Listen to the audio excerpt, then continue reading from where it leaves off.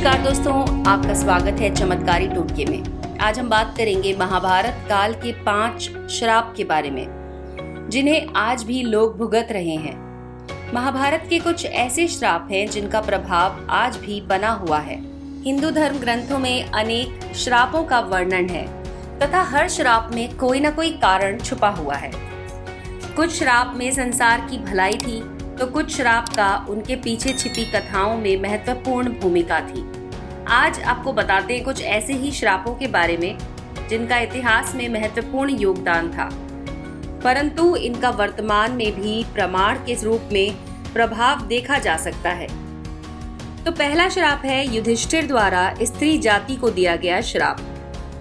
महाभारत के अनुसार जब युद्ध समाप्त हुआ तो माता कुंती ने पांडवों के पास जाकर उन्हें ये रहस्य बताया कि कर्ण उनका भाई था। सभी पांडव इस बात को सुनकर दुखी हो गए। युधिष्ठिर ने विधि विधान पूर्वक कर्ण का अंतिम संस्कार किया और शोकाकुल होकर माता कुंती के पास गए। उसी क्षण उन्होंने समस्त स्त्री जाति को श्राप दिया कि आज से कोई भी स्त्री किसी भी प्रकार का रहस्य नहीं छुपा पाएगी। दूसरा श्राप श्रृंगी ऋषि का परीक्षित को मिला था। जब पांडव स्वर्गलोक की ओर प्रस्थान करने जाने लगे तो उन्होंने अपना सारा राज्य अभिमन्यु के पुत्र परीक्षित को सौंप दिया। राजा परीक्षित के शासनकाल में सभी प्रजा सुखी थी। एक बार राजा परीक्षित वन में आखेट खेलने गए, तभी उन्हें शमीक नाम के ऋषि दिखाई दिए। वो अपनी तपस्या में लीन थे तथा उन्होंने मौन व्रत धारण कर रखा था।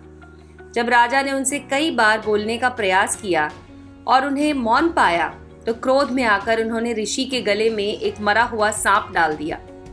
ये बात ऋषि शमीक के पुत्र श्रृंगी को पता चली तो उन्होंने राजा परीक्षित को श्राप दिया कि आज से 7 दिन बाद राजा परीक्षित की मृत्यु तक्षक नाग के डसने से हो जाएगी। राजा परीक्षित के जीवित रहते कलयुग में इतना साहस नहीं था कि वो हावी हो सके, परंतु उनकी मृत्यु के बाद कलयुग पूरी पृथ्वी पर हावी हो गया और आज हम सभी उस कलयुग को श्राप के कारण ही भोग रहे हैं। तीसरा श्राप श्री कृष्ण का अश्वत्थामा को था। महाभारत युद्ध के अंत समय में जब अश्वत्थामा ने धोखे से पांडव पुत्रों का वध कर दिया, तब पांडव भगवान श्री कृष्ण के साथ अश्वत्थामा का पीछा करते हुए महर्षि वेद व्यास के आश्रम तक पहुंच गए। तब अश्वत्थामा ने पांडवों पर ब्रह्मास्त्र से वार किया। ये देखकर अर्जुन ने भी ब्रह्मास्त्र छोड़ दिया। महर्षि व्यास ने दोनों अस्त्रों को टकराने से रोका और अश्वत्थामा और अर्जुन से अपने अपने ब्रह्मास्त्र वापस लेने को कहा। तब अर्जुन ने अपना ब्रह्मास्त्र वापस ले लिया, लेकिन अश्वत्थामा ये विद्या नहीं जानता था, इसलिए उसने अपने अस्त्र की विद्या बदलकर अभिमन्यु की पत्नी उत्तरा के गर्भ की ओर कर दिया। ये देख भगवान श्री कृष्ण ने अश्वत्थामा को श्राप दिया कि तुम 3000 वर्ष तक पृथ्वी पर भटकते रहोगे और किसी भी जगह किसी भी पुरुष के साथ तुम्हारी बातचीत नहीं हो पाएगी।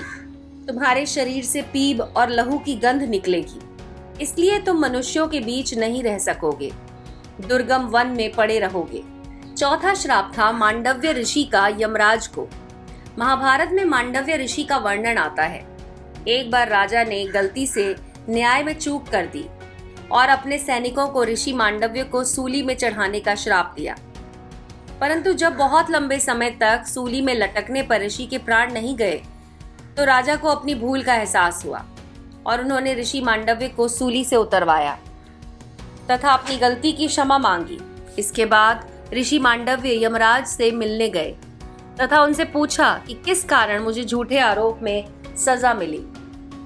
जब आप 12 वर्ष के थे तो आपने एक छोटे से कीड़े की पूंछ में सींग चुभाई थी, जिस कारण आपको ये सजा भुगतनी पड़ी। तब ऋषि मांडव्य ने यमराज से कहा कि किसी को भी 12 वर्ष की उम्र में इस बात का ज्ञान नहीं रहता कि क्या धर्म है और क्या अधर्म, क्योंकि तुमने एक छोटे अपराध के लिए मुझे बहुत बड़ा दंड दिया है। इसीलिए मैं तुम्हें श्राप देता हूँ कि तुम शूद्र योनि में दासी के पुत्र के रूप में जन्म लोगे।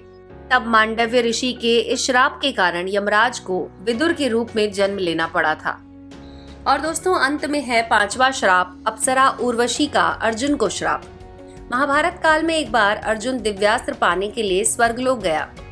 वहां उर्वशी नाम की एक अप्सरा उन पर आकर्षित हो गई। जब उर्वशी ने अर्जुन को अपने मन की बात बताई तो उन्होंने उर्वशी को माता के समान कह दिया। इस बात पर उर्वशी क्रोधित हो गई और उन्होंने अर्जुन से कहा कि तुम नपुंसक की तरह बात क्यों कर रहे हो। मैं तुम्हें श्राप देती हूँ कि तुम नपुंसक हो जाओ और स्त्रियों के बीच तुम्हें नर्तक बनकर रहना पड़े। जब यह बात अर्जुन ने देवराज इंद्र को बताई तो इंद्र ने अर्जुन को सांत्वना देते हुए कहा कि तुम्हें घबराने की जरूरत नहीं है। ये श्राप तुम्हारे वनवास के दौरान वरदान के रूप में काम करेगा और अज्ञातवास के समय तुम नर्तका बनके कौरवों की नजर से बचे रहोगे। तो दोस्तों, ये तो थे ऐसे श्राप जो पुराने समय में लोगों को मिले हुए थे। अगर आपको हमारा वीडियो अच्छा लगा हो तो इसे लाइक कर दीजिएगा और चैनल को सब्सक्राइब करके बेल आइकन को जरूर दबा दीजिएगा।